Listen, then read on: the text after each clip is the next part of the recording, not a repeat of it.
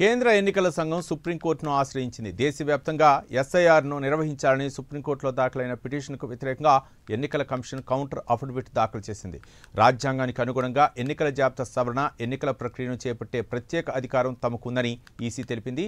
అలాంటప్పుడు దేశవ్యాప్తంగా ప్రత్యేక ఓటరు సమగ్ర సర్వేను చేపట్టాలంటూ నిరంతర ఆదేశాలు ఇవ్వటం తమ అధికార పరిధిని అతిక్రమించడమే అవుతుందంటూ కౌంటర్ పిటిషన్లో చెప్పుకొచ్చింది.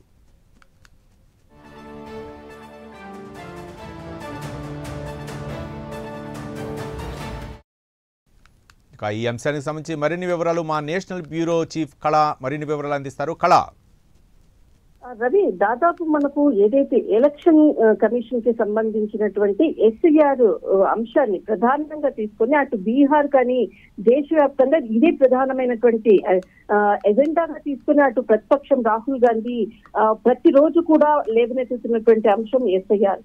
దీనిపై కూడా చాలా మంది కూడా ఇప్పటికి కూడా సుప్రీంకోర్టులో పలు దఫాలుగా కూడా వాదనలు కూడా జరుగుతుంది. అయితే పిటిషనర్ అశ్విని కుమార్ ఉపాధ్యాయ వేసినటువంటి పిటిషన్ పై దీనిపై ఈ రోజు ఒక స్పందిస్తూ అంటే ఎలక్షన్ కమిషన్ స్పందిస్తూ ఏదైతే సుప్రీంకోర్టులో కేంద్ర ఎన్నికల సంఘానికి సంబంధించినటువంటి పిటిషన్ కి దీనిపై ఓటర్ సర్వేపై కూడా ఆదేశాలనుకోవచ్చు. తర్వాత భారతీయ ఓటర్లను ఏదైతే ఉందో నమోదు చేసినటువంటి అంశాలు ఏదైతే ఉందో దీనిపై ఎలక్షన్ కమిషన్ ని కట్టడి చేస్తున్నటువంటిది ప్రస్తుతం ఉన్నటువంటి నేపథ్యం అంటూ కూడా దీనిపై ఏదైతే పిటిషనర్ కి జవాబిస్తూ ఒక ఏదైతే అంశాన్ని ప్రధానంగా లేవనెత్తి ఈ రోజు పిటిషన్ దాఖలు చేయడం జరిగింది. అయితే దీనికి సంబంధించినటువంటిది దాదాపు జనవరి 1, 2026 నుంచి కూడా అంటే ఏదైతే దేశవ్యాప్తంగా కూడా ఎస్ఐఆర్ ఉంటుంది అంటూ కూడా అమల్లో ఉంటుందంటూ కూడా నిర్ధారించింది. దాదాపు గత 2 రోజుల క్రితం 10వ తేదీన కూడా అన్ని రాష్ట్రాలకు సంబంధించింది అనుకోవచ్చు, కేంద్ర పాలిత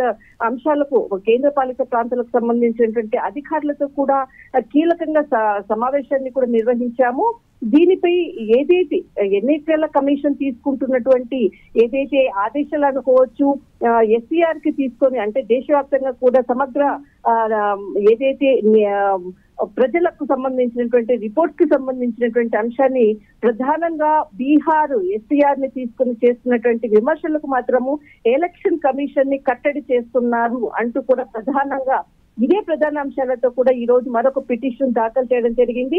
మొత్తం మీద మాత్రం గత నెల రోజుల నుంచి కూడా నడుస్తున్నటువంటి సుప్రీంకోర్టుకు సంబంధించినటువంటి వాదనలపై మాత్రము మరొకసారి ఎన్నికల కమిషన్ కట్టడి చేసే విధంగా కూడా ఇప్పుడు ఏదైతే రాజ్యాంగానికి విరుద్ధంగా కూడా ఉండరాదు ఖచ్చితంగా అంటూ కూడా ఏదైతే కానీ రాజ్యాంగానికి అనుగుణంగా ఉండాలి అంటూ కూడా ఎన్నికల ప్రక్రియను కూడా ప్రత్యేకంగా అంశంగా తీసుకోవాలి, అధికారం తమకు ఉంది, ఏ విధమైనటువంటి అంశాలనైనా కూడా తీసుకుంటుంటే అధికారం మాకు స్వచ్ఛందంగా తీసుకునే అధికారం ఉంది అంటూ కూడా ఎలక్షన్ కమిషన్ వాదనలు వినిపిస్తున్నది.